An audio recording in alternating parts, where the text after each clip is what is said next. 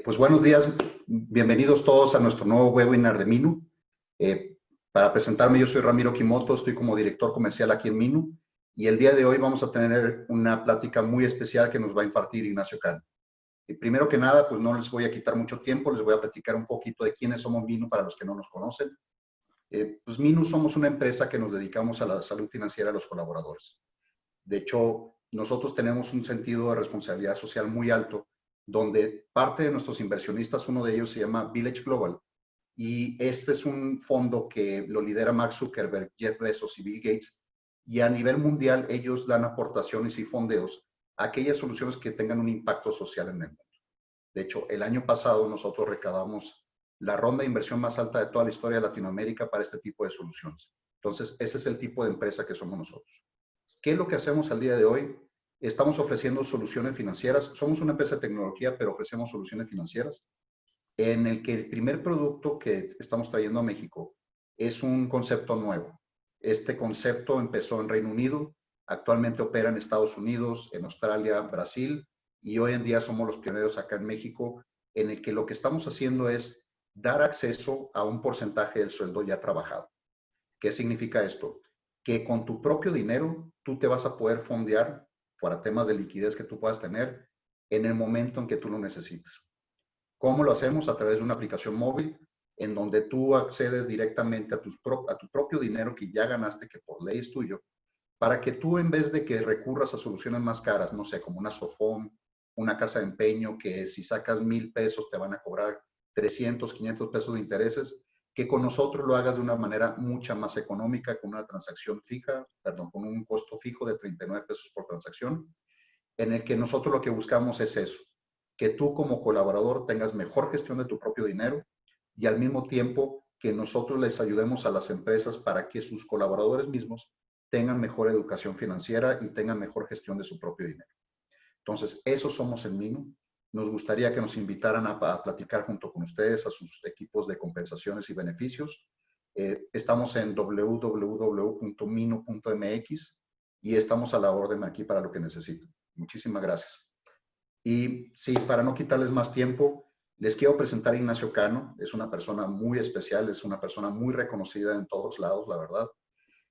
Ignacio cuenta con más de 30 años de experiencia en consultoría de talento y liderazgo, compensación ejecutiva, consultoría actuarial, fusiones y adquisiciones y estrategia humana.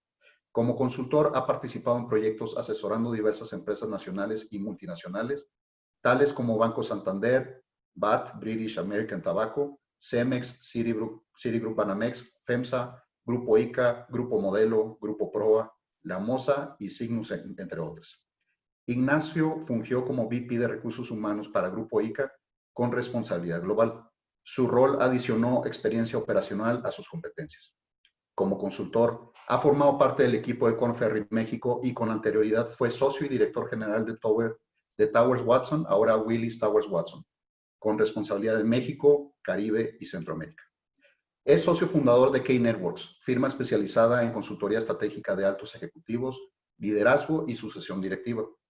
Es actuario egresado de la UNAM y cuenta con un MBA para el Instituto Panamericano de Alta Dirección de Empresas, el IPADE. Ha sido consejero independiente de diversas empresas tales como Procesar, Intercap y Scandia, y es miembro del Consejo de Coparmex. Como docente ha impartido clases de administración de riesgos y pensiones en la UNAM, ha participado con la Universidad Panamericana en su maestría de capital humano y forma parte del cuadro académico del Instituto de Empresas Business School de Madrid. Y pues muy impresionante el currículum que tienes, Ignacio. Bienvenido a este webinar y muchísimas gracias por tu tiempo.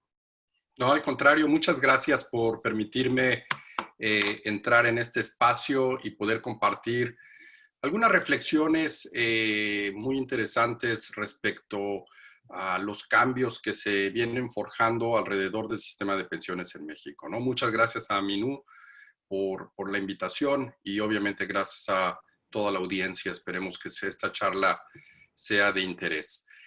Voy a iniciar presentándoles algunas láminas y al final de la sesión vamos a hacer una sesión de preguntas y respuestas.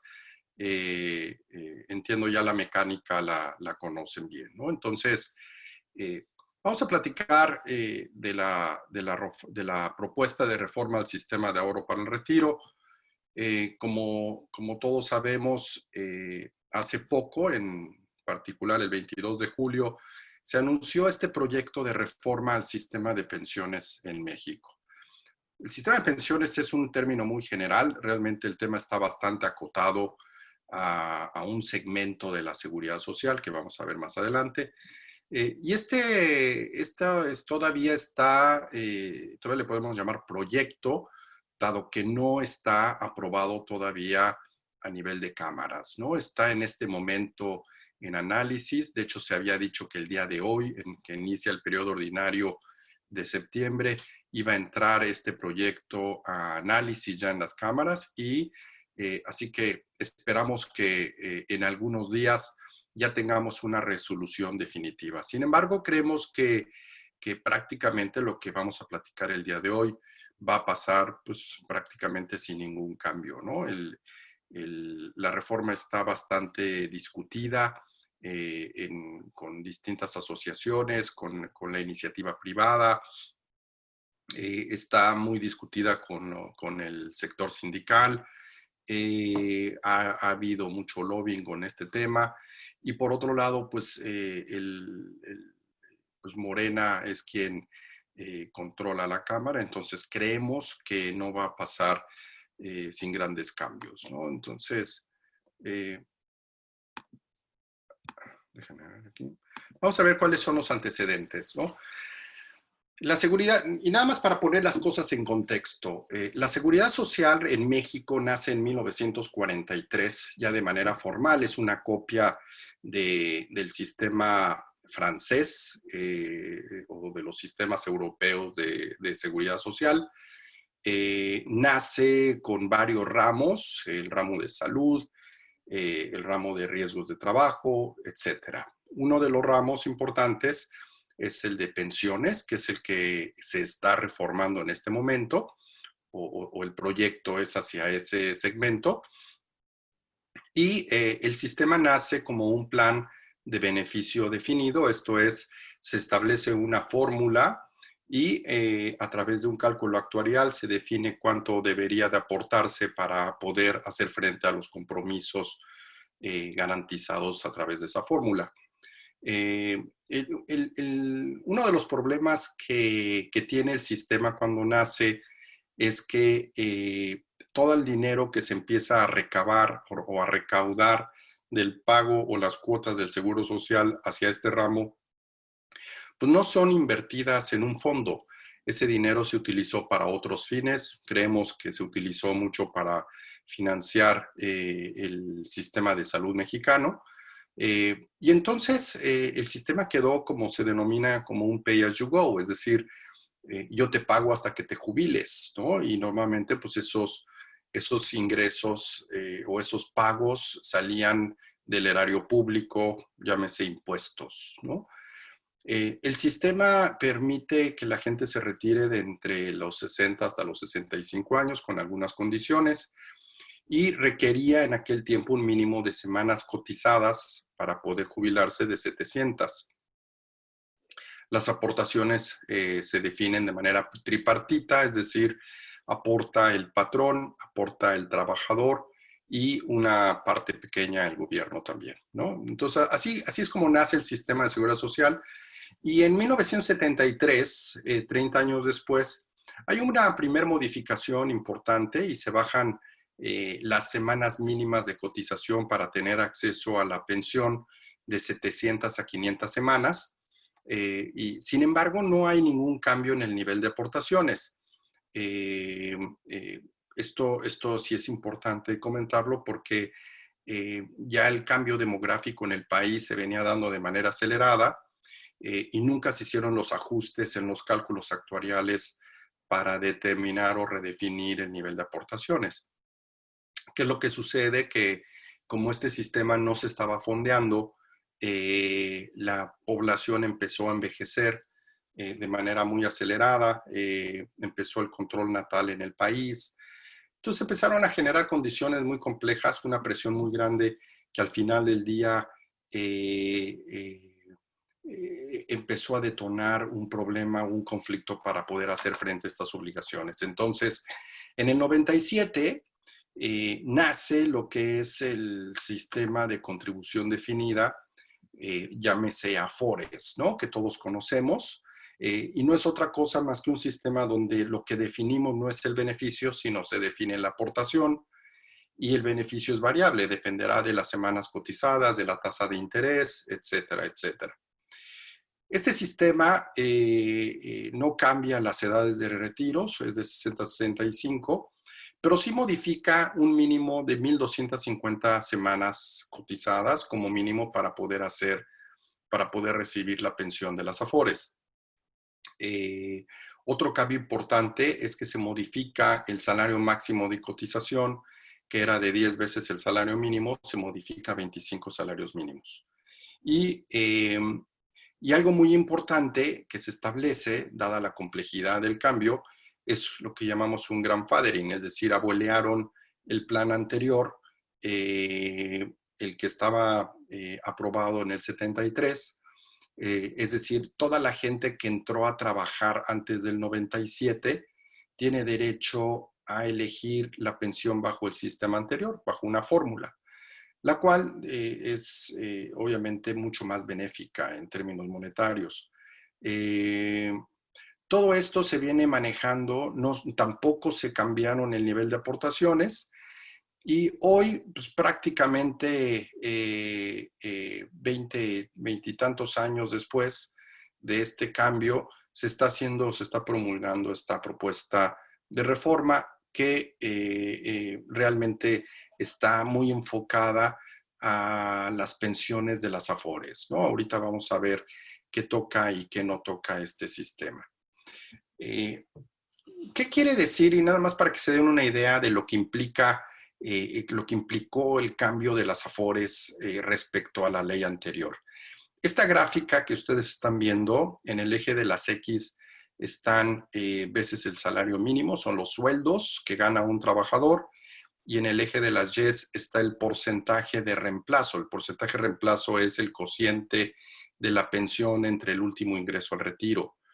En el caso de la ley del 73, para una persona que cotizó en el IMSS unos 35 años, es decir, cotizó prácticamente toda su vida y se retira a 65 años, podemos ver las barras de color azul, pues tienen un nivel de reemplazo pues, más o menos adecuado para los principales o los salarios bajos, ¿no? Ya de los sueldos más altos tiende a disminuir. Sin embargo, cuando hacemos el mismo ejercicio y asumiendo que hubiera estado nada más la ley de las Afores vigente, alguien que hubiera trabajado 35 años hubiera acumulado lo que son las barras de color amarillo. Es decir, hay una disminución muy importante, prácticamente de una tercera, cuarta parte respecto al sistema anterior de ahorro, ¿no? Lo cual quiere decir dos cosas. Primero, que el sistema de las Afores, aunque alguien trabaje 35 años en las Afores o aportando a las Afores, pues no va a tener el dinero suficiente para tener un nivel de vida adecuado. Y dos, dado que el sistema de las barritas de color azul, que es el sistema anterior, no está fondeado, pues todo ese dinero que no se está aportando en su totalidad, pues está saliendo del erario público y ha sido una presión importante de dinero, es un pasivo que está en el balance de los estados financieros del país, ¿no? Vamos a ver más adelante cuál es la propuesta de reforma. La propuesta está basada, básicamente, esta propuesta está basada en 5 pilares. Uno es equidad, que quiere decir que se trata de cerrar la brecha entre los que más y menos ganan. Incluyente, se trata de abrir la elegibilidad a más participantes. Hoy en día algunos se quedan fuera por no tener las condiciones mínimas para jubilarse. Austeridad, obviamente, es un mensaje de este gobierno importante, ¿no? En donde se manejen bien los recursos públicos.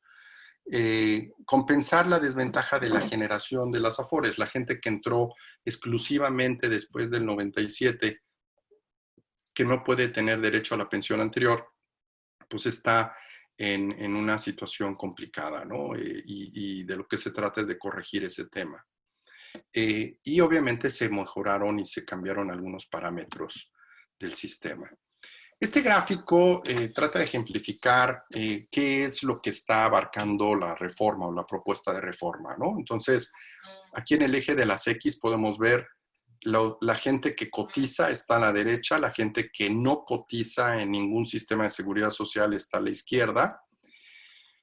Y esto lo que sucede es que cuando entró este gobierno se decretó una pensión universal que equivale a 1,275 pesos mensuales. Eso está para todo el universo, ¿no? Para cualquier persona que llegue a una edad avanzada se le puede pagar esa pensión. En la parte de la derecha vemos este triángulo de color azul representa el sistema de aportaciones a las AFORES o al sistema de seguridad social.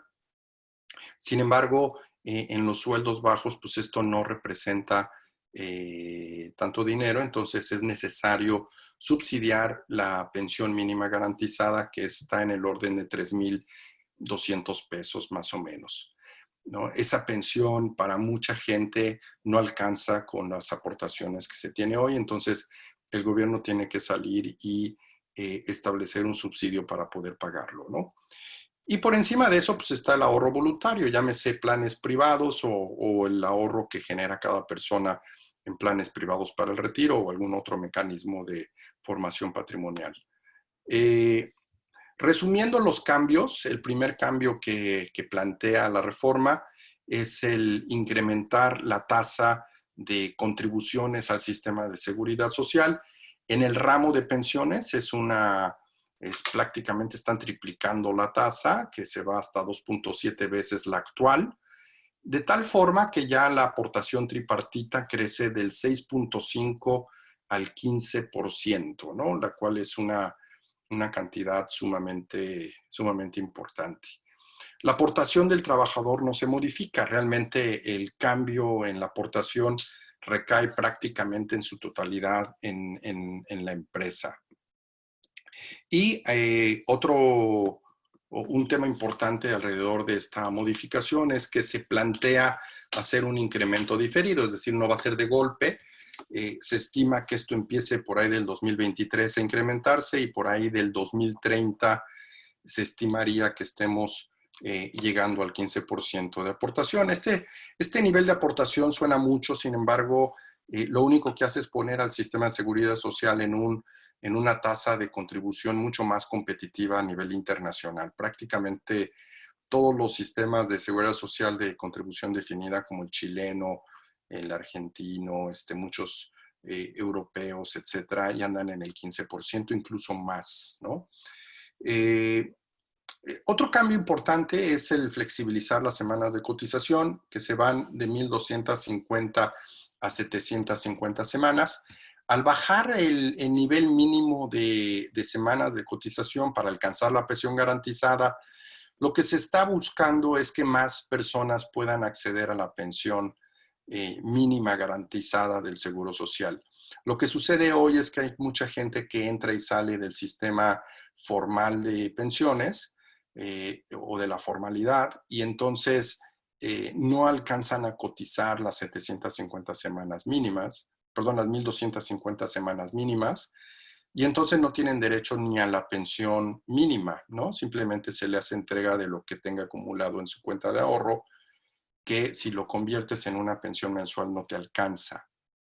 Entonces, al hacer este incremento, para que se den una idea, más o menos hoy en día, de todos los que cotizan al Seguro Social, se están jubilando más o menos con la pensión mínima garantizada entre un 30 y un 35% de la gente. Con este cambio se podría acceder a que tenga la pensión garantizada más o menos el 80% de la gente que cotiza, lo cual es un incremento importante en elegibilidad. El otro tema de cambio, lo que se plantea es que se baje el costo de administración de las AFORES. Hoy en día en promedio cotiza alrededor del 0.9% de los activos. Se está planteado que baje al 0.7%. También es una tasa muy competitiva a nivel internacional. Y finalmente se está planteando el que se eliminen algunos candados de inversión. Las Afores obviamente tienen muchas restricciones en dónde pueden invertir los dineros. Una de las restricciones es que no se invierta en proyectos de alto riesgo. Hace algunos años se permitió que hasta un 10% de las inversiones en las Afores pudiesen invertirse en proyectos de infraestructura que tienen cierto riesgo, pero también que generan retornos mucho más atractivos. Hay un planteamiento en donde se pueda liberar ese porcentaje para buscar generar un mayor rendimiento y más oportunidades de inversión a las Afores, ¿no? Entonces, estos son los cambios. Si ya vemos el nivel de aportación por renglón, cómo se va a incrementar financieramente la aportación del sistema, vemos que la del trabajador hoy en día vale el 1.25 del sueldo, ese no cambia. El de la empresa se incrementa del 5.15 al 13.75 y el gobierno aporta el 0.225% más una cuota social, que es la de la pensión mínima garantizada, y hoy en día solo va a aportar la cuota social, la cual se va a concentrar en la gente de menores ingresos, ¿no? Entonces, realmente la mayor carga de esto lo va a absorber las empresas. Y como decía, recordando, esto se va a hacer en un periodo de más o menos unos 10 años a partir de hoy. Temas importantes a considerar. Estos cambios están diseñados exclusivamente para, o van a afectar principalmente a los empleados que entraron a trabajar después del 97, que es la generación de las Afores. Se mantiene la pensión para adultos mayores, ¿no? Pero esto no afecta el sistema anterior. La ley del 97 no cambia. Perdón, uy. Y entonces lo que podemos ver aquí es las barras amarillas, otra vez es el porcentaje de reemplazo del sistema de las Afores como está hoy. Y asumiendo que estos cambios con aportaciones del 15% se hubieran implementado, vemos cómo hay un incremento en las líneas de color rojo, vemos cómo se incrementa el porcentaje de reemplazo. No es la gran panacea tampoco, sin embargo, sí es una mejora sustancial al nivel de ahorro que hoy se puede obtener en la seguridad social, ¿no? Ahora, lo que sí es un hecho es que esto pues ya no va a afectar a la gente que viene aportando los últimos 20 años al sistema de las Afores. Realmente esa gente ya va a tener poco incremento en su pensión porque le quedan pocos años para retirarse. Esto realmente va a tener un efecto para la gente que empieza a aportar el 15% desde edades tempranas. Como podrán ver, el incremento pues sí es interesante, ¿no? ¿Cuáles son las implicaciones que esto trae, ¿no? O que conllevan estos cambios? Pues para la empresa, definitivamente, pues hay un incremento en los costos. Se incrementa prácticamente 2.7 veces las cuotas del ramo de pensiones, nada más. Quedan sin modificarse las aportaciones del ramo de salud y de riesgos de trabajo. Y definitivamente, pues esto va a impactar la estructura de costos salarial de la empresa, ¿no? Creo que tiene un efecto importante en la estrategia de remuneración de las empresas, ¿no? Este es un costo que, haciendo algunos cálculos para distintas empresas, puede oscilar entre el 4 y hasta el 7-8% de la nómina en los siguientes 10 años, lo cual le puede ser un impacto importante. Y habrá que revisar entonces cuál es la estrategia de remuneración, ¿no? Y si esto se puede absorber de alguna manera en el tiempo. Otros temas importantes, creemos que esto va a generar mucha comunicación. Pensamos que otros instrumentos de ahorro voluntario van a salir a la luz nuevamente. Quizás se empiece a generar un poco más la cultura del ahorro al darse cuenta de lo que esto implica, lo cual puede significar algo positivo. Y por otro lado, vemos algunos riesgos, ¿no? Que se vienen discutiendo no solo en el seno actualmente del gobierno, en donde se planteaban cosas o reformas mucho más dramáticas, ¿no? Pero también vemos cosas que han sucedido en otros países, como es Bolivia, Argentina, en donde el gobierno pues terminó cerrando el sistema, ¿no? Tomaron los recursos de las AFPs, que son las AFORES de esos países, para financiar problemas o pasivos del país. Y lo que sí creemos es que puede haber más adelante algunas implicaciones en el sistema fiscal, principalmente de planes privados de pensiones y los sistemas de ahorro. Hay algunos riesgos que se vienen discutiendo de modificar el sistema fiscal para incrementar la tesorería del gobierno, ¿no? Que ese es un riesgo latente que está ahí, que habrá que estar alerta y analizarlo. Desde el punto de vista del trabajador, realmente no hay modificación para los que vienen, que tienen derecho a solicitar su pensión, de los que entraron antes de 1997. Esa parte o ese segmento de gente pues, seguirá con la posibilidad de cobrar su pensión como está definida en el beneficio definido.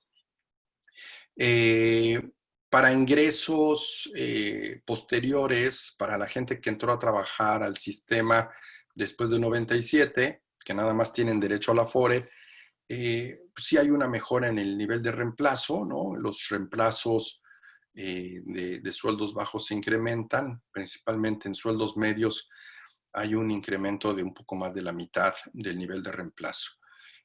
Continúa la pensión de bienestar, la pensión garantizada, esa no se modifica, y hay una inflación, como resumiendo, de la gente que se puede jubilar, lo cual permite que el universo de gente jubilable con la pensión mínima garantizada sea mayor, ¿no? Entonces son las principales implicaciones para el trabajador. ¿Qué hay de los planes privados de pensiones? ¿No? Esta es una pregunta que me han hecho algunas empresas o muchas empresas. ¿Qué van a hacer? ¿Qué va a pasar con los planes privados de pensiones? Como antecedente, me gustaría poner aquí las cosas en contexto. Al final del día, los planes privados de pensiones no son otra cosa más que parte de un engranaje muy complejo de sistemas de ahorro para el retiro. Uno de ellos la seguridad social, otro es el ahorro voluntario y las empresas que establecen planes voluntarios, ¿no? Sin embargo, todos los planes de pensiones están en una encrucijada importante.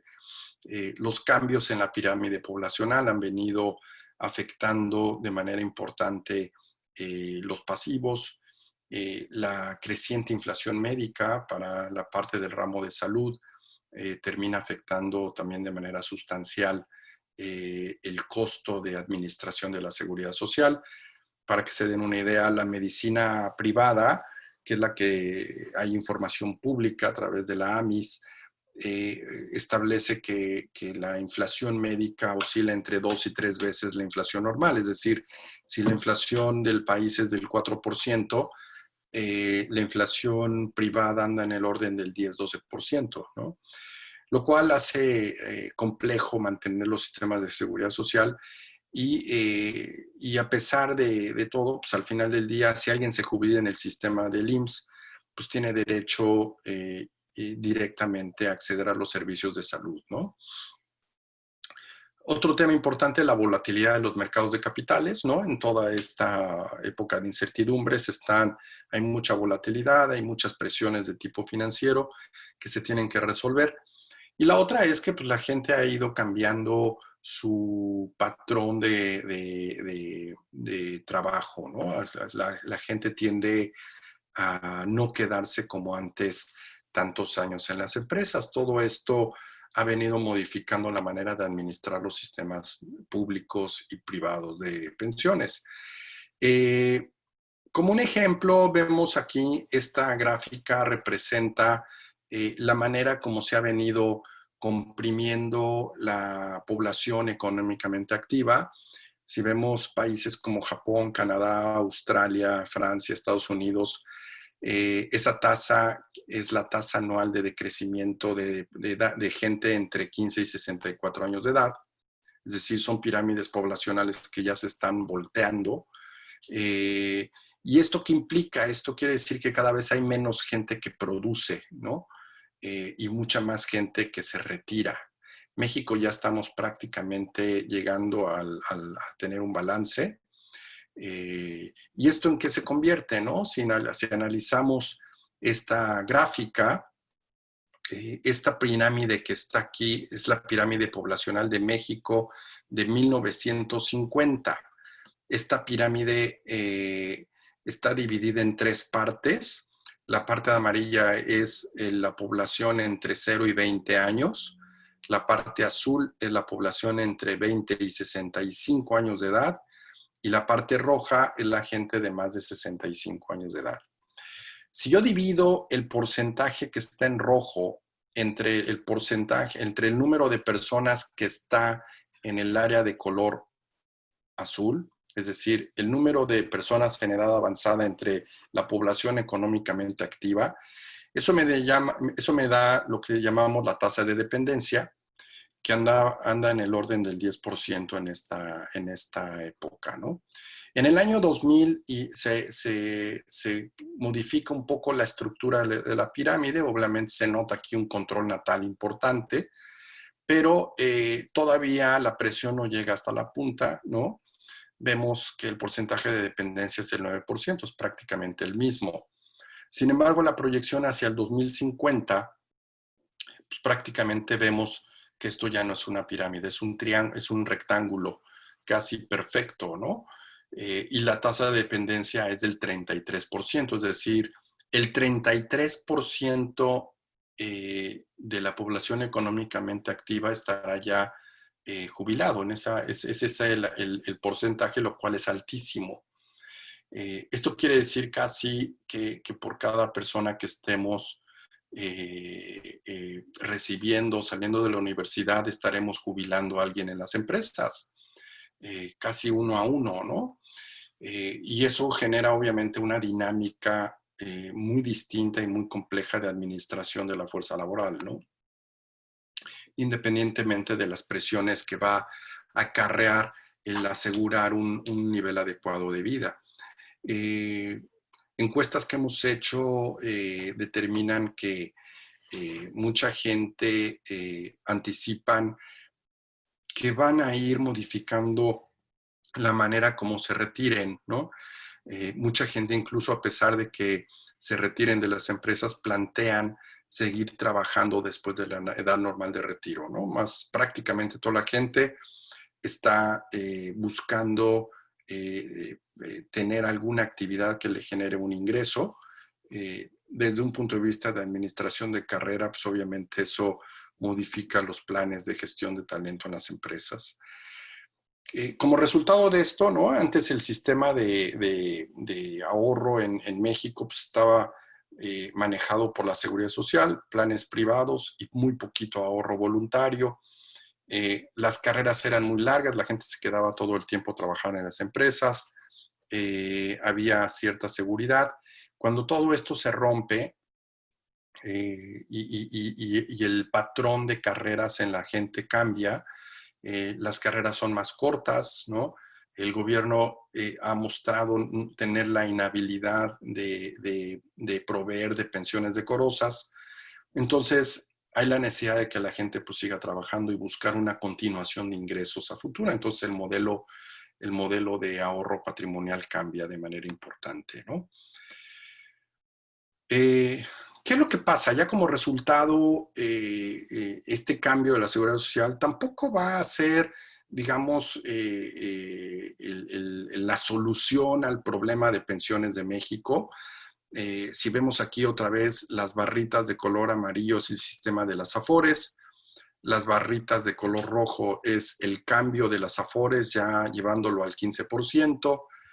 Esta área de color azulita representaría el reemplazo del sistema del seguro social anterior, que sigue siendo más ventajoso de todas luces. Y esta línea de color verde la hemos pintado aquí. Creemos que esto representaría un sistema, un nivel de reemplazo decoroso para el retiro, ¿no? Si alguien lograse alguien de sueldos altos lograse jubilarse con un 50-60% de su ingreso al retiro, tendría un nivel más o menos decoroso. Definitivamente aquí es donde está un área importante y donde juega un rol muy importante en los planes privados de pensiones, ¿no? ¿Qué es lo que vemos y observamos hacia adelante? Primero, obviamente, esta propuesta de reforma tiene implicaciones de costos importantes, ¿no? Como decía, el costo de nómina se puede impactar más o menos entre un 4 y un 7% de la nómina total. Va a depender mucho de la estructura demográfica de cada empresa. El costo como tal, pues por otro lado, se puede absorber en varios años, ¿no? Lo cual le da tiempo a las empresas de definir estrategias para absorber ese costo. Y por otro lado, vemos algunos riesgos que habrá que ir analizando los siguientes meses o el siguiente par de años alrededor de potenciales cambios en materia fiscal y definitivamente en la manera como están invertidos los sistemas de pensiones para las empresas que tienen fondos de pensiones, ¿no? Sin embargo, creemos que los sistemas de pensiones tienen que verse más a la luz de una estrategia de remuneración total, ¿no? Es decir, no podemos recargar todo en el sistema de pensiones de la empresa. Creemos que hay varios factores que terminan impactando o varias palancas que deberían de analizarse, no solo de costos, sino también de cuál es la propuesta de valor de las empresas, de qué manera se va a hacer una interacción correcta del sistema de seguridad social con los planes privados de pensiones, etcétera. Entonces, lo que proponemos que las empresas analicen, evidentemente, es primero analizar cuál es su estrategia de retiro. Otra vez, recordemos que los sistemas de pensiones privados están montados sobre el sistema de seguridad social, es decir, son un complemento del sistema de seguridad social. En el momento en el que este sistema de seguridad social propone una modificación, creemos que es importante revisar el sistema de pensiones, ¿no? Entonces, no solo desde un punto de vista financiero, sino también desde un punto de vista de remuneración y de estrategia de remuneración, ¿no? Hay varios tipos de planes de pensiones. No voy a entrar a detalle en esta conversación de los mismos, simplemente voy a plantear dos tipos de sistemas. Uno en el cual es el plan de beneficio definido, en donde se define una fórmula, la aportación es una evaluación actuarial y todos los riesgos que emanan del plan, es decir, tasa de rotación, tasa de interés, de evaluaciones, todo cae en las manos de la empresa. La empresa es quien absorbe esos riesgos. El otro tipo de planes, ese aquí a la derecha, serían los planes de contribución definida, los cuales el riesgo total cae en el empleado, es decir, la empresa aporta un porcentaje fijo, no tiene ningún riesgo de variación o volatilidad, y el empleado asume el riesgo de la tasa de interés, etc. Entonces, va a depender mucho la solución de cada tipo de programa. Hay un sinfín de sistemas, hay planes mixtos, hay planes flexibles. Cada uno tendrá que analizarse de manera mucho más quirúrgica, ¿no? Lo que sí planteamos es que en el momento de analizar esto, tengamos una perspectiva, por un lado, de optimización de riesgos y costos, y por otro lado, que analicemos el nivel de esfuerzo que requeriría cada cambio, ¿no? Entonces, si hoy en día estamos aquí y se modifica el sistema, un primer cambio podría ser simplemente hacer modificaciones graduales a los sistemas de beneficio definido o de contribución definida, el que tenga la empresa. Se podría hacer un grandfathering, es decir, dejar congelado el plan actual y establecer uno nuevo para la siguiente generación, o simplemente segmentar y afectar el sistema de pensiones para toda la gente de la generación de las Afores, los que entraron después del 97 exclusivamente. Habrá que analizar este tipo de modificaciones más cosméticas o establecer cambios más abruptos, ¿no? Hay empresas que están analizando cancelar el plan de pensiones y convertirlo en un plan asegurado. Eso le daría posibilidad a las empresas de deducir el 100% de las aportaciones. Hoy en día las aportaciones de los fondos privados de pensiones no son deducibles al 100%, y este cambio podría de alguna manera financiar el incremento de costos en el seguro social, ¿no? Es lo mismo pasar el dinero a unos PPRs, es decir, individualizar los sistemas de pensiones y pasarle la responsabilidad al trabajador, o liquidar total o parcialmente el plan, ¿no? Que es una solución todavía mucho más agresiva, ¿no? Y algunas empresas están pensando hacer un rediseño total, es decir, modificar totalmente su sistema.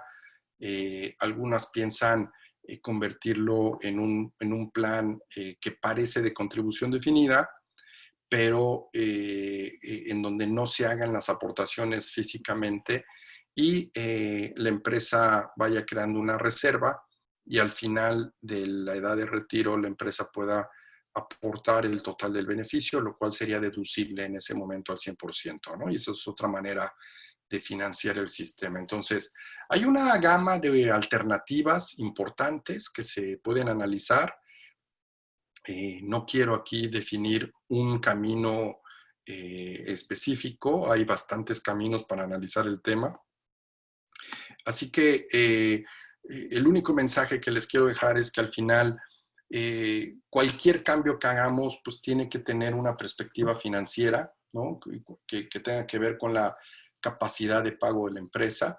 Debe de tener una perspectiva de capital humano, de estrategia humana y evidentemente de gestión administrativa, fiscal, financiera, ¿no? Si logramos optimizar estos tres aspectos, creo que se pueden lograr cosas interesantes para absorber el impacto de esta propuesta de reforma, ¿no? Así que realmente creemos que este cambio, esta modificación al sistema de seguridad social es la mejor de lo peor que se venía discutiendo. La verdad es que había propuestas de parte del partido, del gobierno, que eran demasiado agresivas, iniciativas muy izquierdistas, muy parecidas a algo de lo que ha hecho algunos países en Sudamérica. Esta propuesta terminó siendo validada por el Consejo Coordinador Empresarial, por Coparmex, por muchas otras instituciones que representan a la iniciativa privada. Se ha validado con los principales sindicatos del país. Creemos que va a pasar, ¿no? Entonces, y creemos también que dentro de los cambios, creo que es el mejor de los cambios que pudo haber ocurrido. Y definitivamente desde un punto de vista empresa, pues habrá que asumir estos costos, pero creo que hay suficientes maneras para definir estrategias para absorber estos costos en el tiempo, ¿no? Entonces, pues esto es lo que hemos preparado hoy para todos ustedes. Definitivamente creemos que es un cambio muy importante, tiene implicaciones grandes para la organización.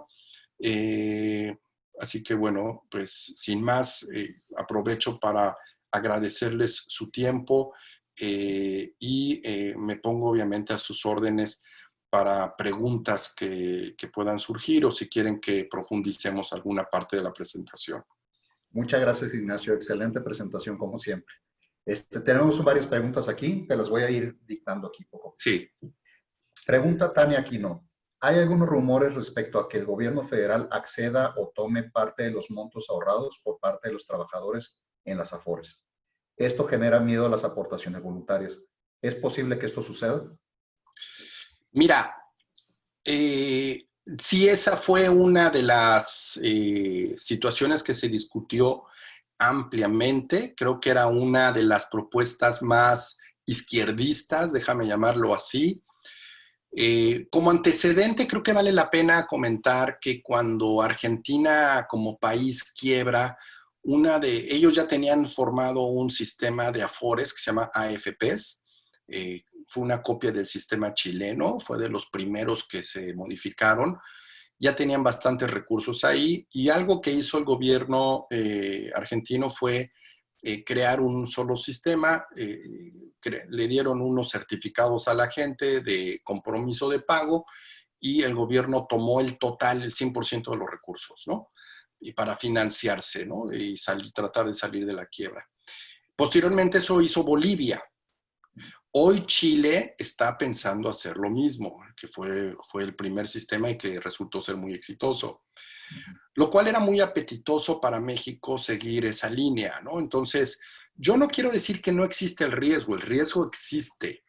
Creo que en este momento hubo tanta presión y hubo mucha discusión por la iniciativa privada y por otros segmentos, por muchas asociaciones, que considero que esto quedó simplemente en un incremento de costos para las empresas, ¿no?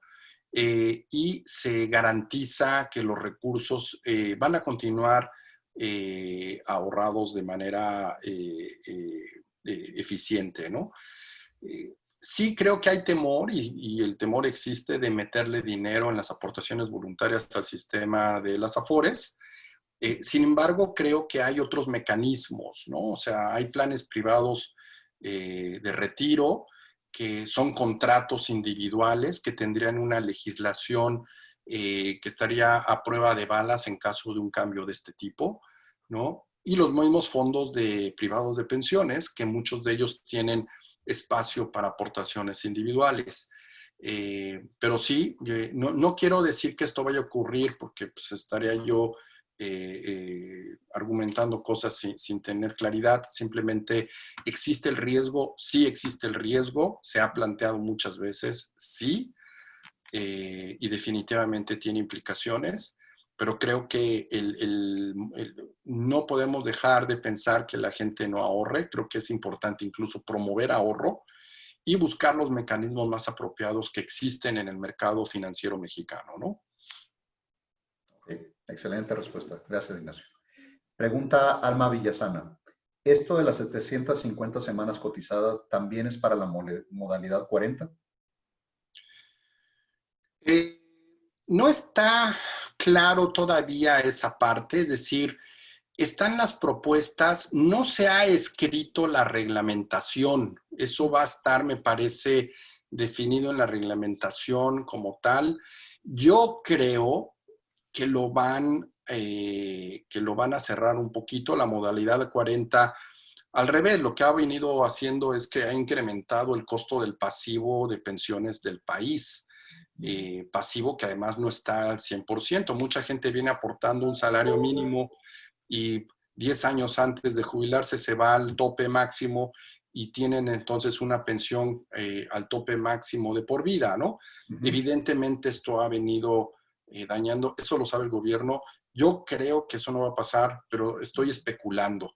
No está claro, no, en la propuesta de ley no lo establece, no habla absolutamente nada de la ley 40. Sí. Dice que no se va a tocar todo lo que está atrás de 97, es decir, de la época de las Afores. En ese sentido, yo diría, pues va a seguir igual. No creo que haya cambio porque dijeron que no van a tocar la ley de la ley anterior. Pero no lo sé, no me atrevo a decirlo. Falta la reglamentación y habrá que ver qué viene ahí, ¿no? Ok, excelente. De hecho, viene una pregunta muy relacionada también de Alma Villasana y dice, si quiero entrar a la modalidad 40, ¿tengo que darme de baja como asalariado y laborar en otra opción como honorarios? Sí, tiene que ser así. No hay otra manera. Si estoy de asalariado, tengo que cotizar con el salario con el que cotiza la empresa y la única manera que tengo es aportar más dinero en el régimen de aportaciones voluntarias. Pero para la ley 40 sí tengo que darme de baja de la empresa. Ok. Pregunta Patricia Briones. En el caso de las empresas, para el presupuesto del año entrante, ¿será necesario colocar un porcentaje adicional para cubrir este cambio en el sistema? No, todavía, a ver, un tema importante es que esto todavía es una propuesta. La propuesta lo que dice es que los siguientes 2 años no va a haber ningún cambio. Y quizá por ahí del 2023 empiece a haber un incremento en las aportaciones más o menos a razón del 1% por año, de tal forma que durante 7 años irán incrementándose esto y por ahí del 2030 ya estaremos en la tasa máxima. Entonces, más que poner una provisión, yo diría, hay que pensar de qué manera podemos ir absorbiendo paulatinamente ese costo, ¿no? Uh-huh. Algunas empresas dicen, oye, pues lo más sencillo es, si voy a incrementar el sueldo del 5%, pues se lo incremento el 4,5% a cada año y le voy restando medio puntito y después de 10 años, pues ya salgo tablas, ¿no? Me parece poco atractivo porque al final del día, pues voy a ir perdiendo competitividad en el tiempo, desde un punto de vista salarial. O sea, yo creo que hay muchos otros mecanismos que se pueden implementar y pensar. Y yo creo que si tenemos un plan privado de pensiones, ese es un mecanismo que debería de analizarse con profundidad, porque los planes son complementos al sistema de seguridad social y entonces ahí sí voy a estar duplicando costos. Y si no, pues tendremos, me parece, que buscar otro tipo de elementos en el incremento de productividad, ¿no? Y el otro, y más sencillo, pues efectivamente es simplemente incrementar menos sueldo, ¿no? Pero creo que hay varias estrategias por analizar. Okay, muchas gracias. Pregunta anónima, no, perdón. Los felicito por la presentación y quiero preguntarles si van a compartir la presentación. Sí, vamos a compartir la presentación y de hecho también, obviamente, pues para que también busquen a Ignacio, aquí está su email y cualquier pregunta que puedan tener y que lo busquen, obviamente, pues para un tema de asesoría está aquí disponible, ¿no? Pregunta Francisco Villajaso. ¿Hasta qué punto los incrementos en las aportaciones empresariales serán transferidos por las empresas a los trabajadores vía menores incrementos salariales anuales? Mira, yo creo que esa es la solución un poco más burda. O sea, sí he escuchado empresas que lo están analizando. Creo que es lo más burdo, porque al final del día pierdes competitividad, ¿no? Entonces, sales de un problema, pero te metes en otro. Entonces, te va a costar más trabajo y después jalar el talento que necesitas, ¿no? Creo que va a depender de cada empresa, ¿no? Mi recomendación no es esa. Mi recomendación es hacer un análisis un poco más profundo de las alternativas que tenemos para absorber esto, ¿no? Pero sí, hay algunas empresas que lo están haciendo. De hecho, ahorita vamos a lanzar un sondeo nuevo. Nosotros hacemos sondeos cada trimestre más o menos con temas salariales y ese es un tema que vamos a preguntar específicamente, ¿no? ¿Qué es lo que va a pasar? ¿Qué iniciativas o por dónde van? Creo que todavía es temprano, también eso es importante. La reforma apenas hoy pasó al Congreso. Bueno, al menos eso se había proyectado, que en la sesión plenaria del 1 de septiembre iba a pasar al Congreso. Si eso es correcto, apenas están llegando los libros ahí al escritorio de estos amigos. Va a llevar algunos días para que deliberen, lo discutan. Yo creo que en el transcurso del mes iremos teniendo más noticias, ¿no? También eso es importante, ¿no? El ir buscando, más bien ir analizando qué se va a hacer. Tenemos tiempo, yo creo que hay algunos meses para tomar decisiones, para hacer un análisis formal, profundo, y tomar las decisiones correctas, ¿no?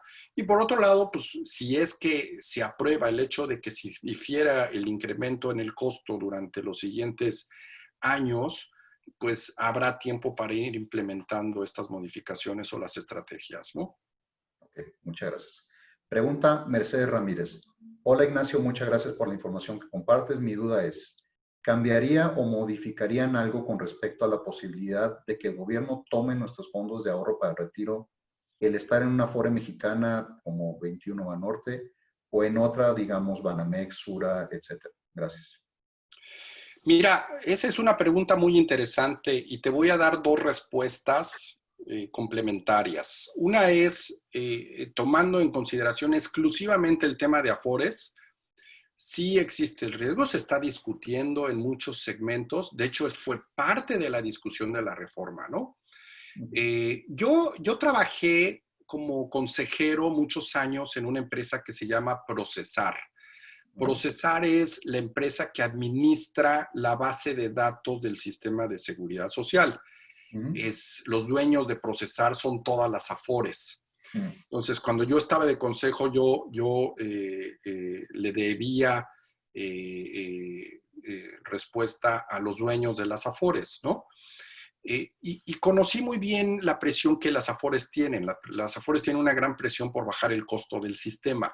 Y también desde aquel tiempo se hablaba que había mucho apetito por parte del gobierno de consolidar el sistema en una sola Afore, en donde el gobierno tuviera el control de todo el sistema, ¿no? Hoy en día las Afores son empresas privadas, son concesiones dadas por la Secretaría de Hacienda, ¿no? Entonces, ese riesgo siempre ha existido, no es de ahorita. Siempre ha existido el apetito. La verdad es que cuando empieza a generarse esta cantidad de dinero acumulada en algunas bolsas, y lo ves en el balance del país, en el balance financiero, pues suena muy atractivo, ¿no? Es una manera de buscar fondeo. Entonces, pues suena interesante, suena atractivo, está bastante blindado, y tratando de responder tu pregunta, si estuvieras en la de Citibank o en la de Invercap o en la cualquiera o Banorte, la que sea, pues da lo mismo, ¿no? Todas juegan bajo las mismas reglas. Entonces, no es que una vaya a estar aquí o la otra, o sea, si quitan las Afores, las quitan todas, ¿no? O si las consolidan en una sola. Si quitan el dinero, la van a quitar para todas, ¿no? Estaba hablando el otro día con un cliente en donde están viendo lo mismo en Chile. Ahorita Chile está en una negociación muy grande. Un ejecutivo que tienen en Chile está buscando ver la manera de sacar sus dineros del país incluso, ¿no? El problema pues, es que eso tiene implicaciones, ¿no? Y tengo otro cliente que está en México que está muy preocupado también por su fondo privado de pensiones. Ahí ellos han dicho que tienen miedo, entonces lo que hemos hecho es ayudarles a crear una estructura en el fondo privado para que puedan ellos sacar el dinero del país, ponerlo en dólares, ¿no? En un fideicomiso blindado en Estados Unidos o en Europa, y ese dinero estaría protegido ante cualquier eventualidad, ¿no? La manera como lo constituyeron sigue las reglas de México, entonces las aportaciones siguen siendo con deducibilidad, etcétera, etcétera, ¿no? Entonces, sí hay ese ruido, ¿no? Y hay cosas que están sucediendo en el mercado. Creo que aquí el planteamiento otra vez es analicemos las cosas con cuidado, ¿no? Esto va a llevar un poco de tiempo, pero hay muchas ideas y estrategias realmente muy interesantes que analizar para que tomemos decisiones adecuadas desde un punto de vista de negocio, pero también desde un punto de vista de ahorro patrimonial individual, ¿no? Claro. Ok. Pues son todas las preguntas, Ignacio. Muchísimas gracias por tu tiempo. De hecho, estamos clausurando básicamente a la hora, como habíamos acordado.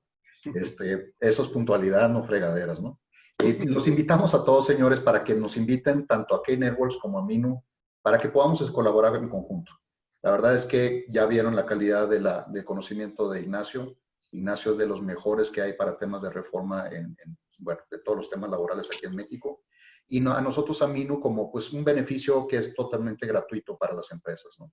Entonces, muchísimas gracias por su tiempo, Ignacio, Cristina, muchísimas gracias por su tiempo de habernos acompañado.